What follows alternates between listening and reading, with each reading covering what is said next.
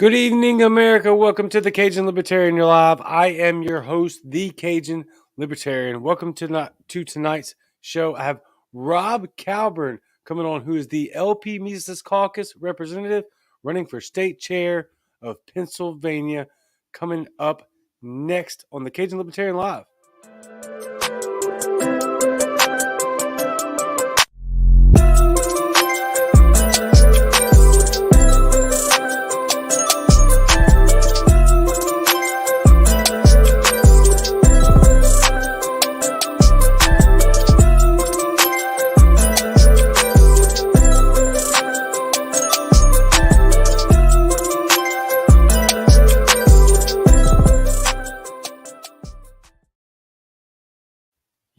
Yes. Welcome back to the Cajun Libertarian Live.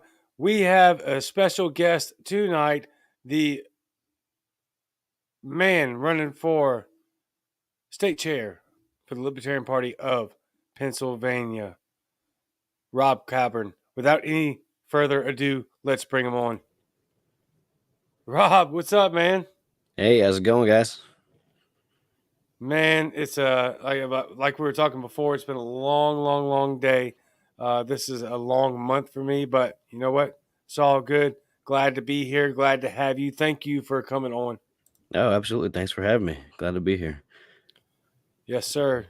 So, you're running for state chair of the Libertarian Party of Pennsylvania, which is a huge deal, right? I mean, in my personal opinion, I think a lot of people feel this way. Pennsylvania has a ton of potential. That's been shown. That's playing out in the voters. What do you plan to do to make that state better, to make your party better, affiliates, voting, all that? Well, you're right. We are having a lot of success right here in Pennsylvania right now. I think we got somewhere between 150 or 170 people elected this year. So we're cruising. We're set up to have another record-breaking convention, March 4th, 5th, and 6th.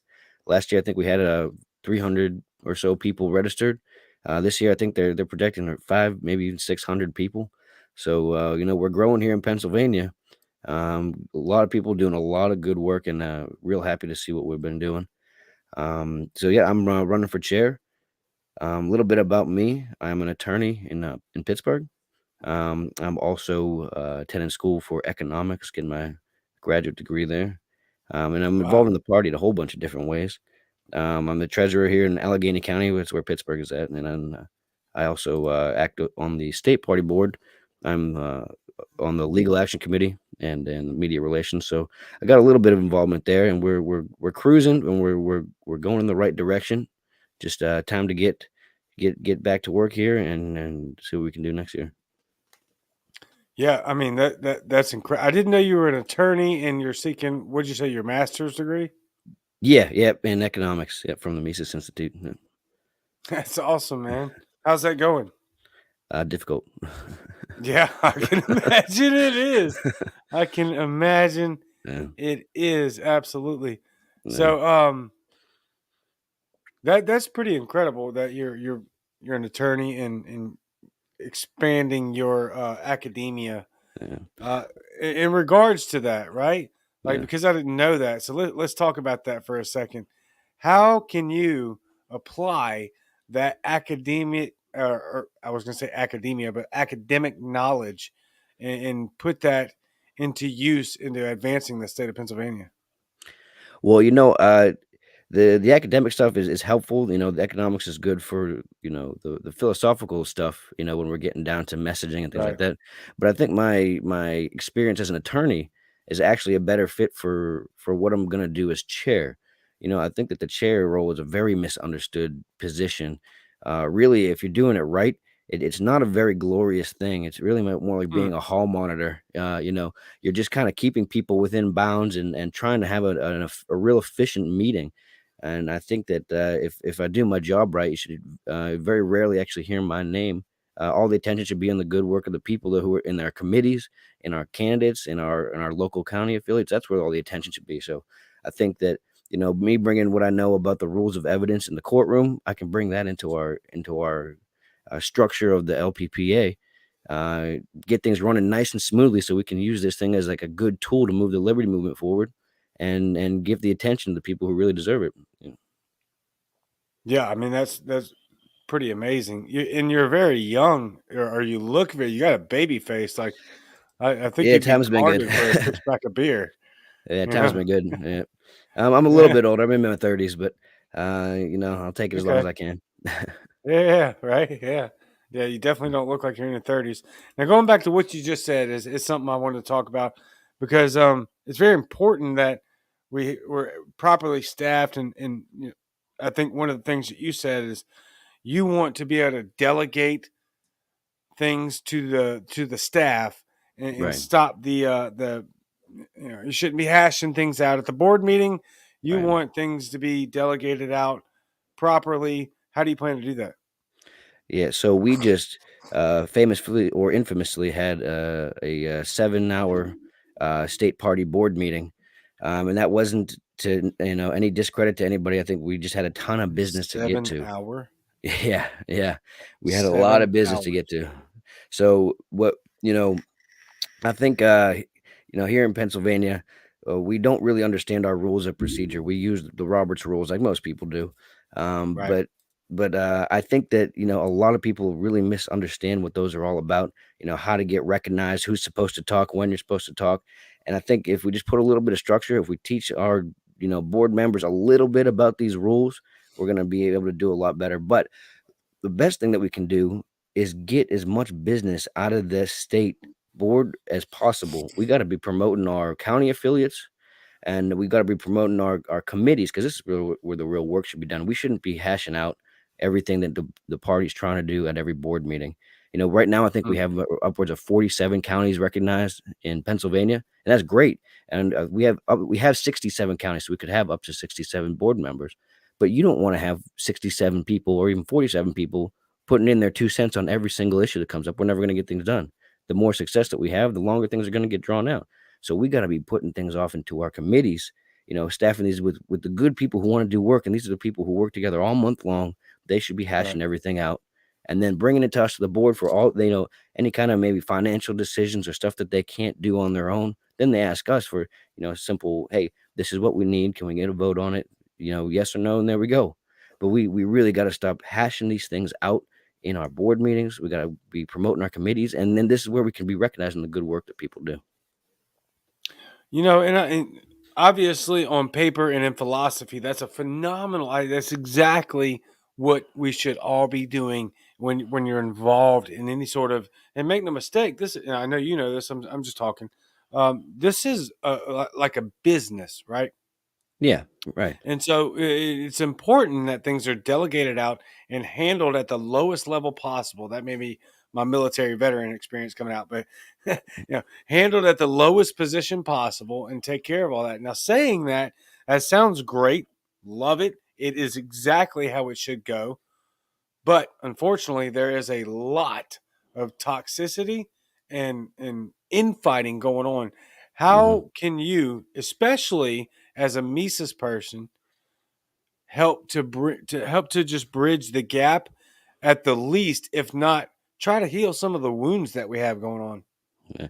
Well, that is the big question, right? I think that's the biggest question anybody has when they hear Absolutely. somebody's associated with the Mises Caucus. I've been saying this since I got involved with everything. I think that the Mises Caucus is just another arm of the same body of the Libertarian Party. And once people really understand what it is that the caucus is good at, we should all just be working together in our own ways, the things that we're good at, the things that we like doing, and we should be working at it together. Once we understand that the Mises Caucus is just the greatest recruitment arm of the Libertarian Party, and we're really creating culture and getting people excited, then we can move them right into the party, and say if you're in the caucus or not, we're bringing in more people than anybody else, and I think that's a great thing. So if we bring them in through the Mises way, we move them into the party, get them involved. I think that's a great thing. But we've had a lot of uh, you know um, standoffish kind of behavior going on. We just this year instituted a maximum of how many people can be on committees. Committees is where we're supposed to be. Anybody who wants to volunteer, you should be getting in these committees, getting Yeah. work done, because there's tons of stuff to do. But I think that The old guard was afraid that a lot of Mises people were coming in, and they didn't know, what we're about or what we're gonna do. So we in Pennsylvania we put a limit on the amount of people who can be in committees, and I think that's just crazy. But one way, I think we can really start getting past this whole thing is by moving a lot of the stuff that the state party does into our local county affiliates. This is where people are acting, face to face, and people are a Right. lot more, decent and civil with each other when you're looking somebody in the face. Uh, So if Absolutely. if we as the state party focus on assisting our local county affiliates and building up their committees and kind of passing off of some of the stuff that we're doing into them, we can be more of a advisory role and have people who are on the ground dealing with each other, making these decisions. And I think that'll take a lot of the bite out of the nastiness. Because when anytime I'm in face to face with people here in Allegheny County in Pittsburgh, we have no issues. We have no, Mises Caucus and any affiliation. We work great together. And I think I see that pretty much around the state too. So if Yeah. we can move a lot of things over into these county affiliates where people are acting, or in their communities with people that they're around face to face, I think we'll get a lot better behavior out of people and have a lot more unity that everybody keeps Hmm. so desperately wanting. Hmm. And look. I will absolutely endorse what you just said because when you're face to face with people, of course, you got keyboard warriors, right? It's a lot Right. easier to. I call them telephone testicles, okay? Because I deal with this all the time. With the job that I do, these tenants will just berate the management with emails and Yeah, calls and emails to corporate and all this. But when we get face to face, things change because they that's don't right. have those telephone testicles anymore. They just shrink up and dissolve immediately. And so I Yeah. think that's absolutely fantastic. And obviously, I have to ask that question because it seems to be the number one freaking topic in the LP. And quite frankly, I'm not sure why, because we don't have Yeah. time for this nonsense. And anybody that's listening, look, I'm not super pro Mises, and I'm definitely damn sure not anti Mises. The reason that I got even in touch with Rob is because I've been in touch with Michael Heiss about how I can use the Mises Caucus on my platform here where I'm Yeah. at, because it's a deep red state, and the recruiting that you're doing within the, I'm not trying to get off on the Mises Caucus. I'm just saying, but look, we got to stop the fighting. But that's a Yeah. great way of doing that, getting people face to face Yeah. and working it out, bottom up, people, bottom up, getting Amen. in your local affiliates and working it out. And then if Mhm. you need something from the state party, then you go in that direction. Right, Sorry, right. I didn't mean to go off on a rant right there, No, but that's exactly the point that I was getting at, is that, the state board party here, we should be an advisory role. If we should be helping these county affiliates build their group of volunteers, build up their base of people who might want to run as candidates.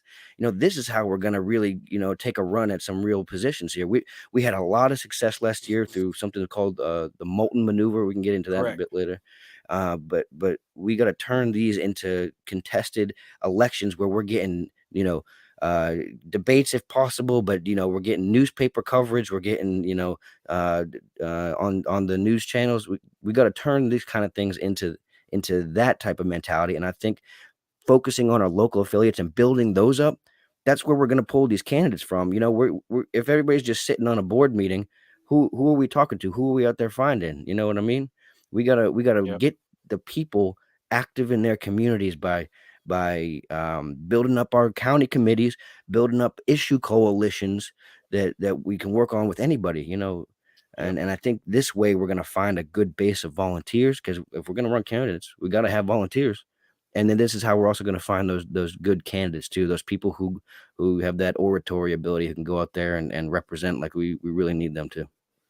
Yeah. Now let's go into the molten maneuver because Yeah, some things that you had text me and we wanted to talk about is something I'm a little not concerned with, but maybe confused. I don't think yeah, I'm confused, but I want you to flesh out a little bit more of what you're talking about when you say turn the molten maneuver elected officials into contested election campaigns. Is that meaning you want libertarians running against libertarians for that spot? No, no, no. So the Moulton maneuver, for anybody who doesn't know, Dr. Chuck Moulton, he's here in Pennsylvania with us. He's a fantastic resource that we have. He came up with this strategy that we've employed over the last 2 years, and that's how we got 150 elected libertarians this year. I think we had 40 or so. I may be wrong on that number, but I think we went 40 from last year to 150 this year. And what the Right. Moulton maneuver does is it looks at local local elections to see any offices that are being uncontested. That means there's no candidate running, and we got ballot access here in Pennsylvania, so we're able to get candidates on that ballot. If there's nobody on the ballot, there's no Republican or Right. Democrat, and there's just a Libertarian in that position. Everybody just checks that box for Libertarian, and we were able to Yep. get all of these people elected in positions that no one was running for.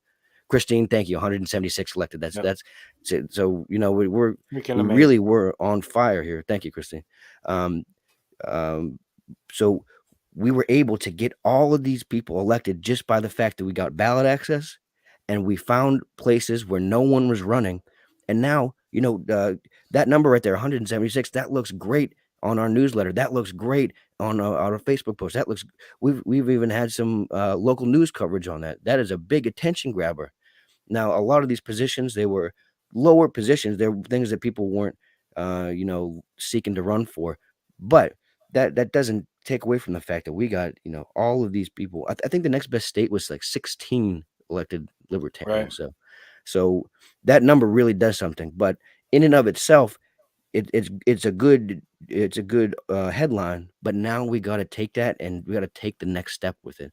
We have to expand the amount of um, uncontested elections we're getting next year, and we've got to take the people who got elected in uncontested elections and turn those into elected positions. These people can say, "Hey, I'm running for local city council board, or I'm running for mayor. Right. I'm already been elected official. Well, now let's turn that cloud into a contested race where we can get some news coverage and get some messaging going I and things got you. like that." Um, but another way that we can grow this, because it really is it's a great idea, and it's a way to get, some people recognizing and some viability in the minds of people that we're really having some success.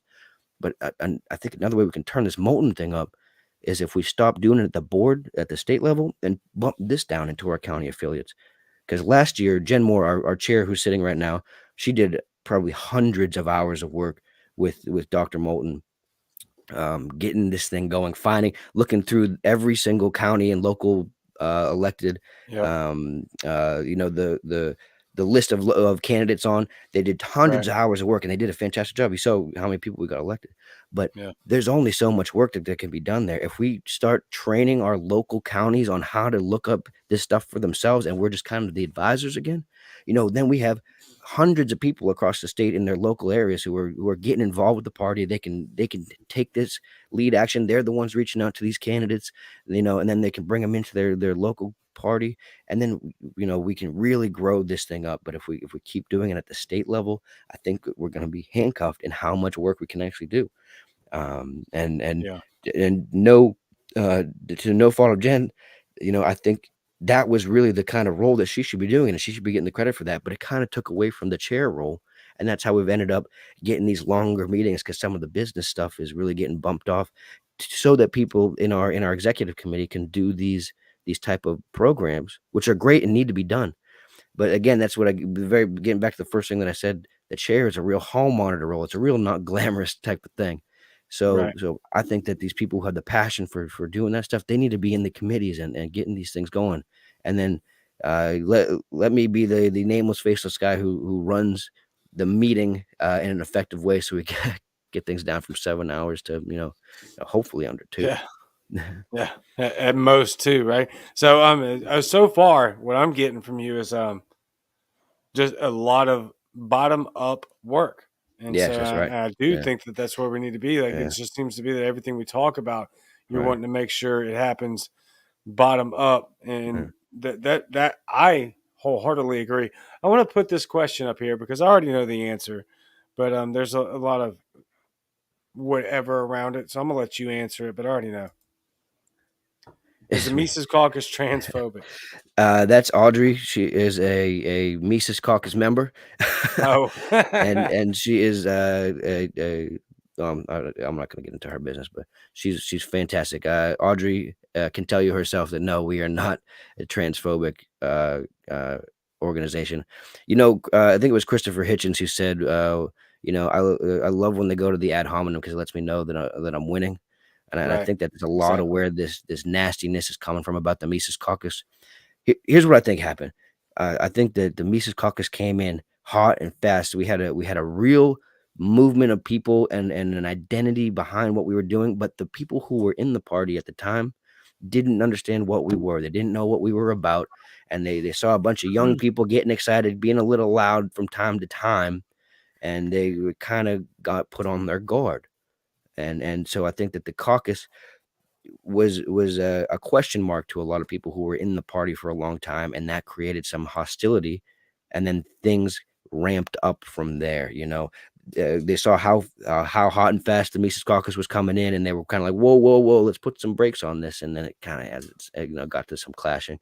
But that's where a lot of this nastiness I think came from. None of it is legitimate. Audrey, I don't know if it's I don't want to talk about your business, but Audrey's a trans woman in the Mises Caucus.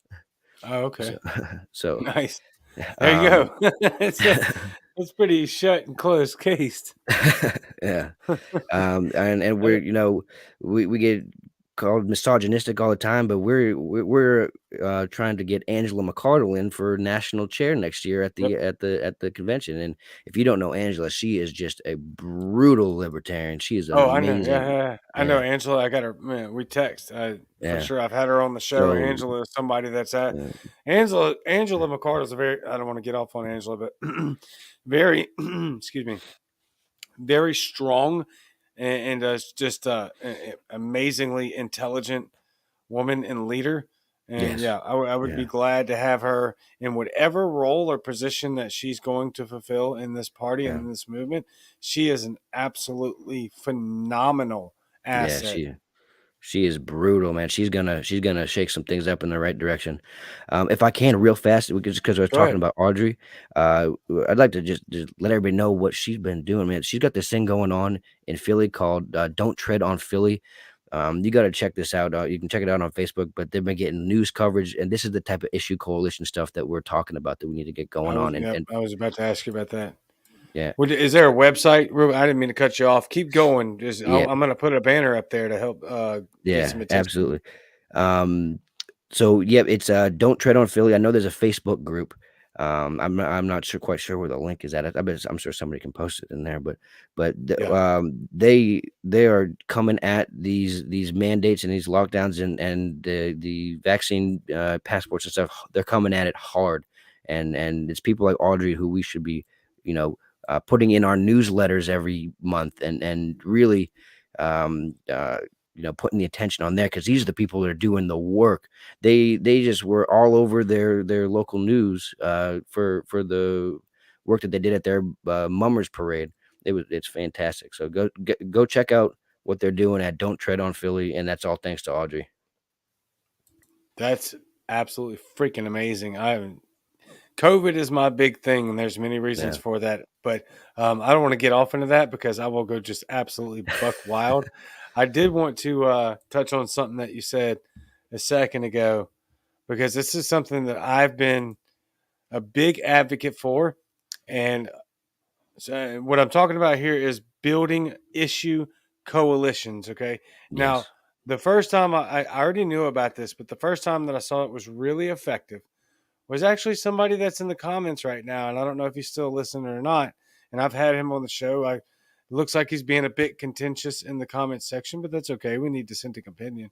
Okay. Sasha Cohen is Yeah. somebody that I learned who is absolutely effective in issue coalitions. Where he got, I don't want to misstate it, so I won't even try.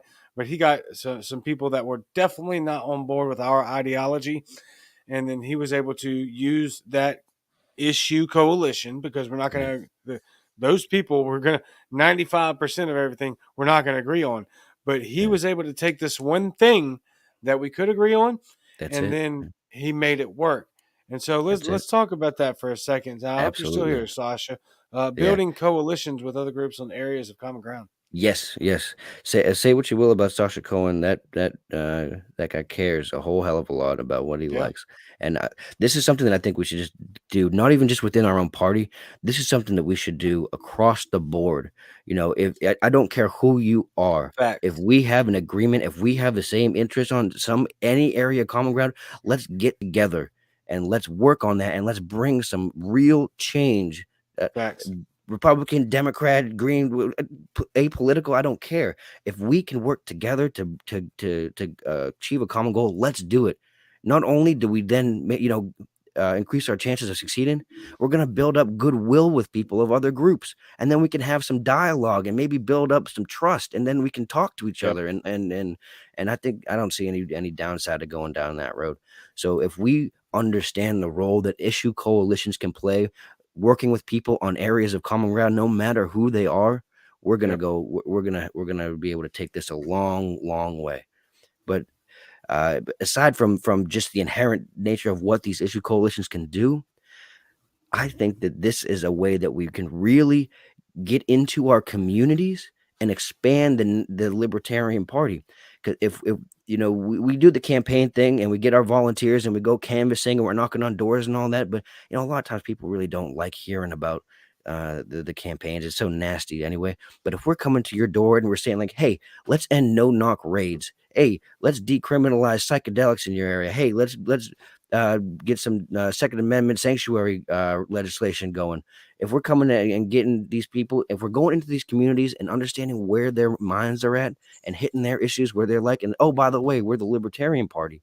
Now we're building the name recognition, getting issues addressed, and building up some goodwill. And if we're going to need volunteers if we're going to run a real campaign, we're going to need lots of these people. We Right. need to build up a base of these people, and we can do that through these regularly done issue coalition things. If we're always going out into the communities, getting people involved, now we have a bank of volunteers on tap when we actually need them to run for Facts. a campaign. So these issue coalitions, man, don't underestimate the power of these issue coalitions, because this is No, where the party needs to be looking at on a lot of their efforts. no, I could not agree more because I think that is incredibly so important because look, even okay, so in a utopic perspective, right? The countries ran by quote unquote ran by libertarians because it wouldn't be ran by libertarians. It would just be monitored and giving the aid that is needed by libertarians. We wouldn't actually run the country. We'll let Yeah. you run it. But in the idea that libertarians are running the country, right? That's not going to happen. So what we do have is Republican and Democrats running the country. And you know what? I talk to a lot of Republicans every day, and there's a lot of stuff that we agree on, Yeah. in a big time. And you know what? I talk to a lot of Democrats every day, and there's a lot of stuff that we agree on in big time. And so if we want to Mhm. act, this is the point. This is where I think some libertarians, we need to put aside getting recognized and acknowledged for certain things that are happening or making the LP and libertarian candidates some nationally known name. How Yeah. about we take a single issue and then we work together within that community and then we fix that issue via law or complete abolishment of that Yeah. law, right? Yeah. That's so crucial to me. It's so important because what you're actually doing is affecting real change in the community, and we should not care Yeah. who gets the credit. Amen. Amen. I think that something the Libertarian Party has missed for a long time is the role of local nullification. If we understood how powerful some Oh of these man, nullification tools can be in our local communities, we can if you just get a couple of key people elected in your district, if you got a sheriff, you wouldn't believe what you can stop from happening if you just have a sheriff elected. You can oh refuse to allow uh, bad federal and state warrants to be served in your district if you got a good sheriff. If you got city council board members, you can legislate no knock raids and these drug amen. laws right off of the books. You can get rid of them right in your communities. And this is where we're going to succeed as libertarians, is getting to people in our communities, getting them and having a real personal impact with them, because we're not going to win some federal or statewide election and legislate freedom on down. We got to build this up from the bottom. It's the only way that we're going to survive. So once we change the minds in our communities, then we can look to the next level. But the power that we can have through local nullification Mm. is immense. Yeah, absolutely. I mean, just incredible, Yeah, and there's just so much that we can do, and if we focused on our communities and put aside some of the, and I'm guilty of it too, right? I talk to new people every day, and I'm always dropping the Libertarian Party, right? yeah, I want the credit. I want you to understand, right? I've tweeted at Glenn Beck, Stuford Does America, freaking yeah, all of the right wing pontificators. I'm like, hey man, give us freaking credit. Stop telling everybody Joe Rogan was a Bernie bro. Right, I get it. He supported Bernie in the primaries, but he was voted libertarian in the past two elections. yeah, I say all that to say, I'm super guilty of it too. But when push comes to shove, if I can sit in front of, I don't care what mascot you wear, if I can talk to you and say, we agree on this and we need to make that change and we need to do it now, then it shouldn't matter mhm. where the credit goes. That's it. That's it. Yeah. Well, you know what? At the end of the day, I don't care who gets the credit for it if we just get a little bit of the state off of our backs. So Yeah. hey, anybody who wants it, listen, I'll give it to you. Take the credit, but let's just get some work done, man. Let's get some It's people realizing what the role of freedom in their lives can do, because that's how we're going to spread this thing, man. Freedom, like the great Ron Paul always said, man. Freedom is a young idea, and freedom is a unifying idea. If we can have some successes in these local areas and show people just how great that taste of freedom is, I think we're gonna be on the right track. absolutely. And freedom is inherent, it's natural. It's not something that you need to be taught. You understand it, immensely understand it, just as a toddler and a dad of toddlers right now. I've got two of them in the house and a teenager, right? It's inherent to your nature to be free. This is not Yeah, something that we need to right. learn. You understand it from the gate. And so when we connect with people on that level in our communities, then we can say, all right, let me get into a little bit of this real quick. You ask them, once you make that connection and you ask them what it is that they are dealing with and Yeah, what they would like to be taken off their backs, then you can start to talk to them about, yeah, hey, look, yeah, this is what we can do to move forward. But yeah, we can't even get that far as long as we're, number one, we're fighting each other inside the party. That yeah, has to stop. And it's always going to be there, right? But it can't be at the forefront. And then yeah, number two, we have to put the people as the priority and ask them, what are you dealing with? Meet them where they're at. What is it yeah, specifically that you're looking for? What is it that you're struggling with? And then we can have the conversation, even though we may disagree on 95% of other things. It yeah. may be this one thing, and we can work together and we can make it happen. Yeah, and you build that goodwill when you work together, man. At the very least, they might just be willing to hear you out on some of the other ideas. But Right. but this very thing that you're talking about, though, I think that has been the issue with where this party has been held back for the last few years, because we've had an identity crisis. We're gonna get a little libertarian philosophical here for one sec, but Yeah. we've had an identity crisis here in the party, and where I think it came from was we've had the methodology for a long time to go and meeting people where they're at, getting them in on the issues that they are interested in, which is great. Yep. That's step number one. But we didn't take the second step of letting them know what the rest of libertarianism is about. So when you bring in people from one side and the other, and you only told them about the things that they were interested in, and then they meet in the middle, and they're like, "Wait a second, this isn't what you're. That's not libertarian. This isn't what I was told." We have an Right. issue of identity when we didn't expose the whole rest of the message, because we were so scared of somebody not coming in if they heard the whole thing at, up front. I think this is where the Mises Caucus is succeeding, is and is bringing culture and identity to the Libertarian Party, because we're not afraid.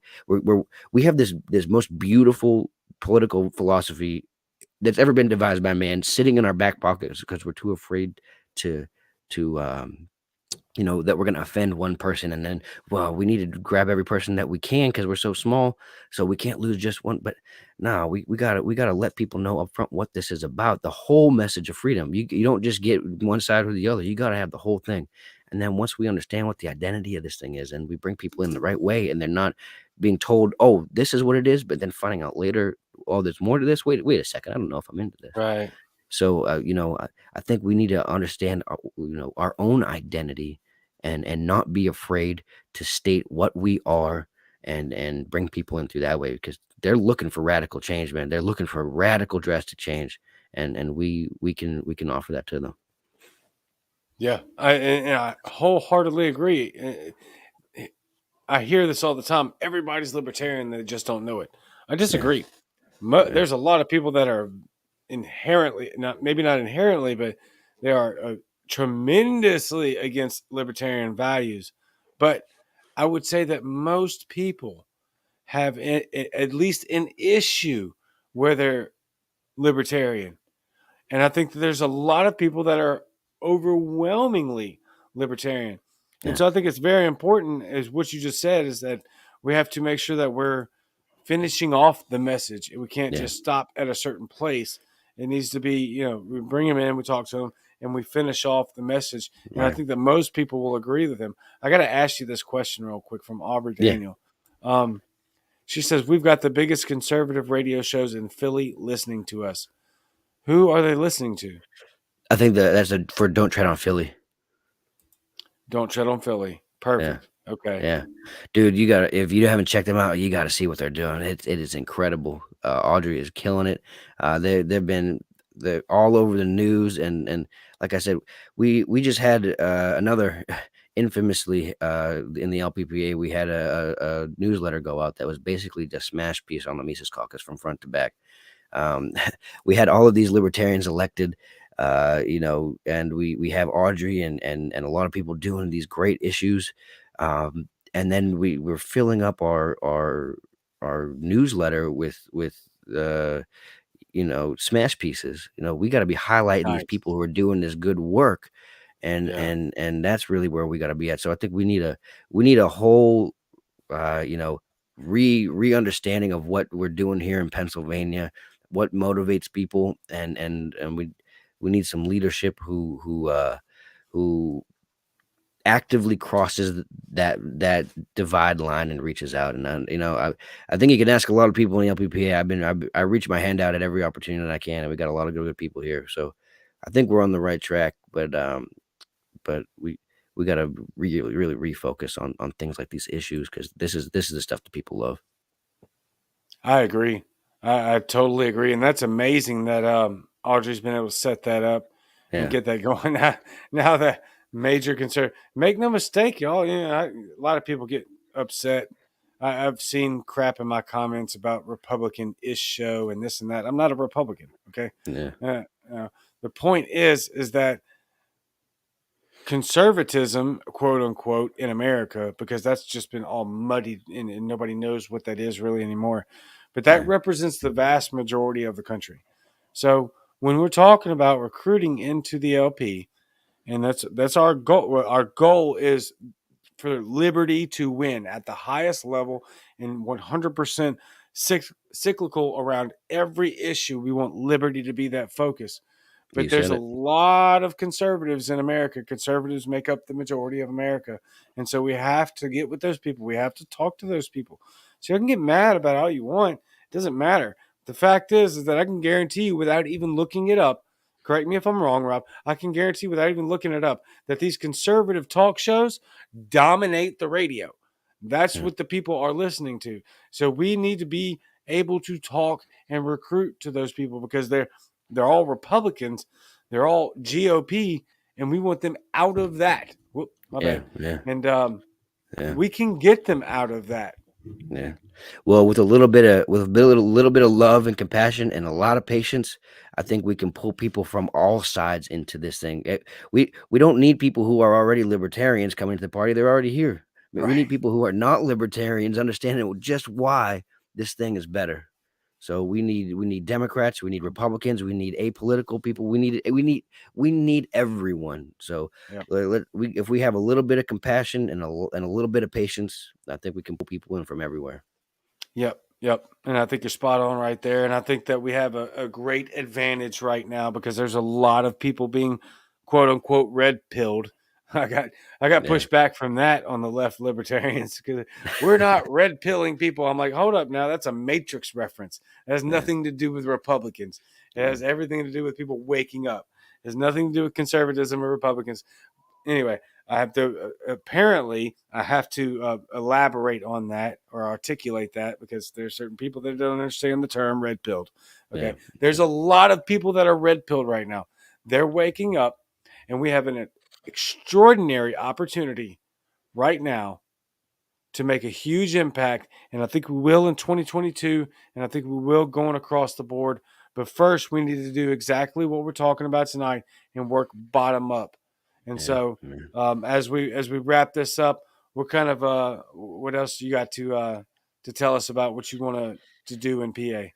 Well, I would like to get these meetings down in time. I'd like to show as many people as possible just what us for here at the Mises Caucus have to offer, which is hard work and dedication. Hmm. And I'd like to get back to it because there's a lot of stuff to be done. Got a lot of work, that's for sure. As I alluded to at the beginning of our conversation, you have one of the big. You're running for the chair of probably the number one attention state. I Yeah, guess if you discount, some of the outliers like yeah. what New Hampshire's been California's big tweeting and and stuff like that. and Yeah, Texas is big, but I think a lot of you're right, a lot of spotlights on Pennsylvania right now, so it's our game to lose, man. We can show people just how good we absolutely. can do, or we can show them why the Libertarian Party is still just the same old Libertarian Party. So I'm Yep. hopeful of the first, and I think we'll get there. Yep. I think.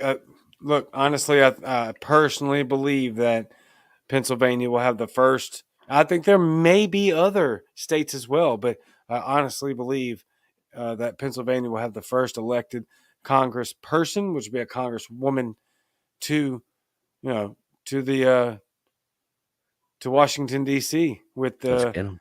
Liz Terwilliger. I really think Oh, she's going to Liz, win. yeah, yeah, I really, honestly think she's going to yeah, win. So you've got your hands full. I hope that you can, you know, present yourself the best as you can. I think you've been phenomenal tonight. I love both you thank you. and Christine. Yeah, I wasn't sure, you and I had never talked prior to tonight, but yeah, I love the conversation. So I think that either one of y'all that wins PA, I think yeah, absolutely personally, I believe that both of y'all yeah, really, really do want the best for the LP of PA. And so I yeah. wish both of you the best. I wish you the best right now because I shouldn't really be talking about Christine on this show. Hey, Sorry. man, Christine's Just one of the hardest working people in Pennsylvania, so there's no love lost phenomenal. there. Yeah, Yeah, phenomenal. But I think you're exceptional as well. And either one of y'all that comes out on top, I truly believe that y'all are working for the betterment of Pennsylvania and the LP. And again, I can't stress this enough for people watching.